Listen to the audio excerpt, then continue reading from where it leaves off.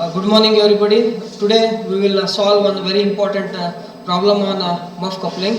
So, as you know that in the last video, I think I have given the full design procedure of muff coupling. So, therefore, today, based on that design procedure, I will solve. I have solved already one problem on the board. So, please concentrate while explaining. So, the problem is serial number 1 of DTE question bank. So let me read out the problem.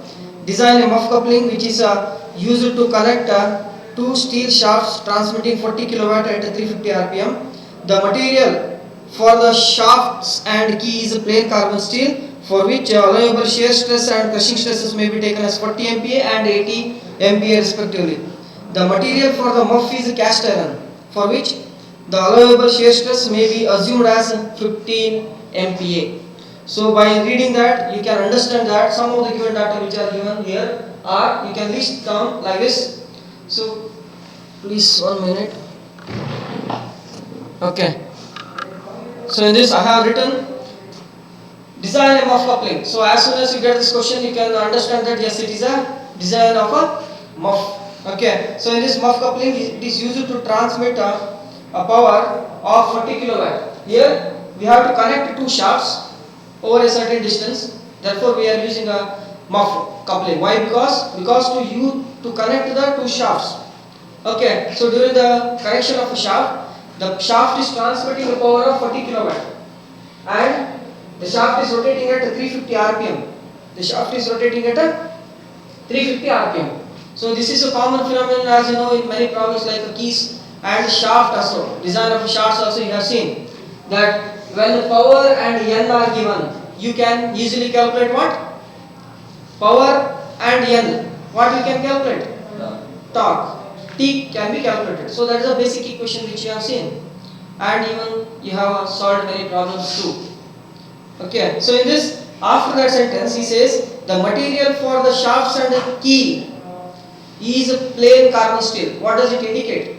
Here, the making of a shaft and key are of same property. Means what? They are one and the same. The material is same, and there is no change in the shear stress and crushing stress of that plain carbon steel. So what does it indicate?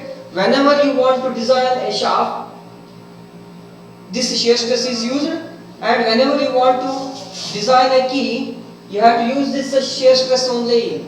Therefore, I wrote like this. Okay, and whenever you want to design a key under crushing, you have to use this because shaft and key material are one and the same. So be alert in this particular. Okay, afterwards what he says, there is a one more body or one more part of a muff coupling, that is a muff. So he says the material of the muff is a cast iron. As you know that this is a plain carbon steel, it is a cast iron. As you know that this, compared to plain carbon steel, cast iron is more brittle in nature. So brittle in nature means what? It can hold a heavier loads. So therefore, most of the power tools like lathe it may be, or drilling, or any power handling tools, its base is normally, or its leg, foot is made of normally cast iron CI. Why? Because it has the capacity to withstand such a heavier loads. Understood what I am saying? So let us solve the problem. Let us solve this problem. You can just see here, shaft and key is having a shear stress 40 MPa, and here muff is having a shear stress of 15 MPa. Muff is having a shear stress of 15 MPa. So when we start to solve the problem, look at this solution. First, what we have to do according to my design procedure. It is one and only my design procedure. I don't know what the different lecturers or different textbooks are following the design procedure. I don't know what their method. So in my methodology, my first design procedure is to calculate a T, torque transmitted. How to calculate? As you know that, you can straight away write this 9.55 into 10 raised to 6 into bracket P upon N. It is a equation selected from equation number 3.38 of page number 50.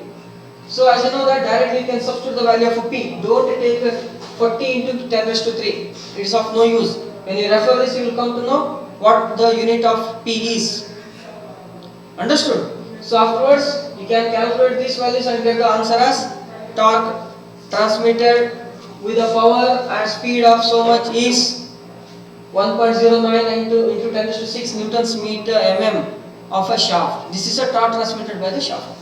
So after calculating that, what is the next step in a design procedure? Diameter of a shaft to be calculated. We don't know what the size of the diameter is to calculate or to transmit a power 40 kilo, and it has to rotate in a speed of 350 rpm. Understood what I am saying? So therefore, what you can do, you can use this equation to just calculate the diameter of a shaft. So how to calculate? Shear stress is equals to 16T upon pi d cube. And here this equation is taken from design of a shafts. And we know that equation number 3.1 and page number 50. So in this, tau is a shear stress. Shear stress of what material? Shaft material. You are not supposed to take this. If you take this, there is a blunder mistake in your answer. So therefore, tau is a shear stress value of a shaft.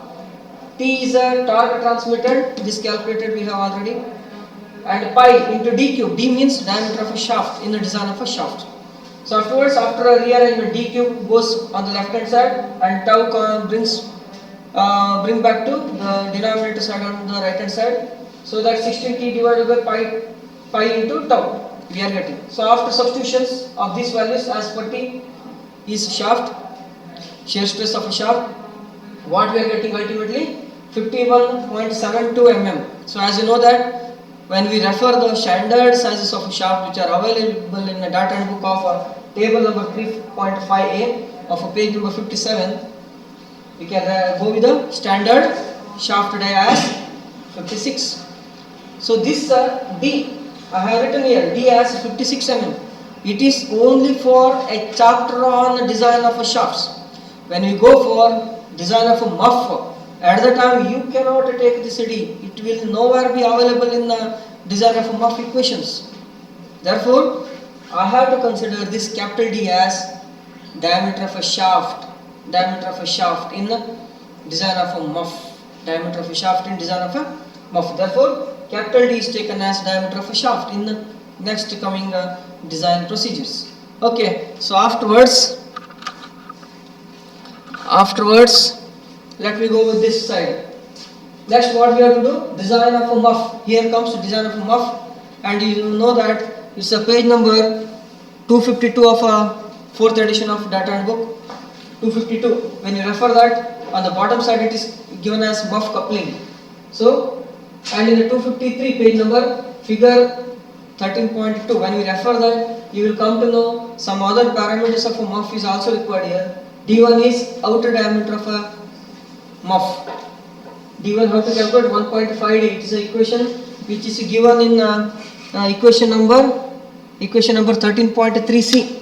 13.3c. Equation 13.3c. Page number is what? 252. Page number is 252. Okay, so how much we are getting? 84 mm. Afterwards, you can refer the figure and write L is equal to 2.58 plus 50. So here D stands for diameter of a shaft. Understood? Afterwards, we have calculated the length as 190 mm. These are the two parameters which are required in this design check of a muff. Next comes in the third part C is design check for muff. We have to check whether this muff is having a capacity to withstand so much of stress induced or not.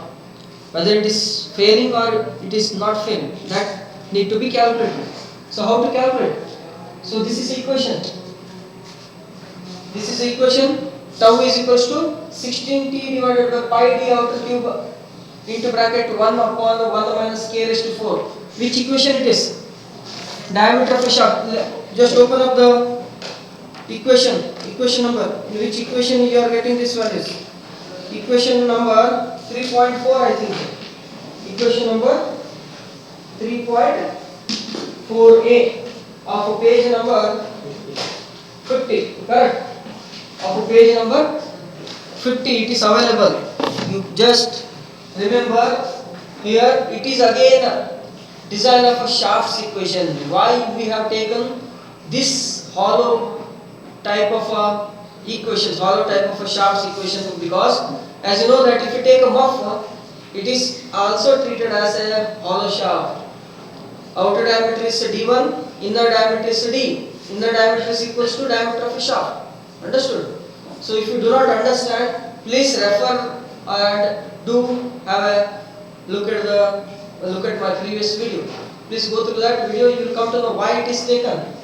I have clearly explained in my previous video.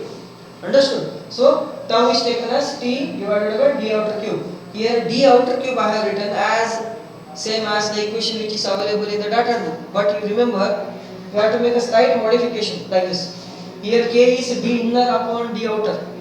Here in our design of a muff, what is a d inner? It is nothing but a diameter of a shaft, that is capital D. And what is the outer diameter of a muff? It is nothing but a d1, that is outer diameter of a muff. And you can observe in page number 253 of figure 13.2. Understood? So whenever d outer is there, you can substitute it as a d1. Whenever there is a small d I or d is there, you can treat it as capital T. So what we are getting? So after substitution, 16 into 1.09 into 10 raised to 6 divided by pi into 84 cube into bracket 1 divided by 1 minus 0.66 raised to 4. So after calculation, what you are getting? So you have to do this calculation. That's all.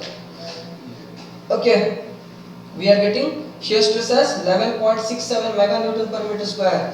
This should be compared with design of a muff, it is correct. So shear stress is for 11 point something is there, whereas it should be checked with compared with this value, whether it is greater or lesser than that. This value is less than the available value, correct. So what we can understand from this? Yes, this design procedure is safe because that muff is having or in that muff shear stress produced or shear stress induced in that is 11.67, but the maximum shear stress which that material of a cast iron of a muff can take 15 MPa. If it is more than 15 MPa, definitely muff will fail. Here muff will not fail. Why? Because produced stress in our problem is 11.67, that is well less than 15 meganewton per meter square. Therefore, what we can conclude? I have already written that it is by using a symbol. Induced stress is less than allowable stress. Hence, design of a muff is very, very safe. Understood? This is how we have to compare. After comparison, we can come to the conclusion that muff is safe, no problem at all. Then we should move on to, we have to move on to design of a key. Design of a key we have to move on to. Okay. So in this design of a key, two design check we have to do. One is key under shear stress, key under crushing stress. Before we go for design check of a key under shear and key under crushing, we have to concentrate on some of the parameters which are required, like breadth and height, as you have seen in the design of a keys chapter. Is that correct? So therefore, for a shaft of a diameter 56 mm, by referring the table number 4.1 of page number 69, what you can get? B is equals to 16 mm, H is equals to 10 mm. Correct? So since it is, look at this. Look at these parameters like this. What you can understand from this? I have solved one problem, such kind of a problem on keys. There, tau is half of this, or this is double the shear stress. Correct? In key, if shear stress is half of crushing stress, what we can understand? Definitely we have to make use of a square key. I hope you remember that. Okay, therefore we have to take it as it is a square key. Therefore sigma c is equals to 2 times shear stress. Select square key. I have already written. Select it as a square key. Therefore, for which B is equals to H is equals to 16 mm only we have to take. Understood? And then Design check for key under share. We have to go for design check. This is a normal equation which we are used in the design of a key chapter.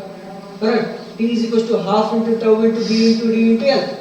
Where here D is nothing but we have to take it as capital D, diameter of a shaft. Okay, and the length we can calculate as 2.25 D, 2.25 into 56. Here it is. Is that visible? Okay. 56. Therefore, what we are getting, L is equals to 126 mm.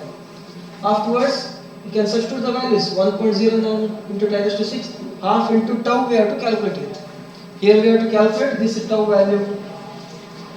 And B is taken as 16. Dia of a shaft is 56.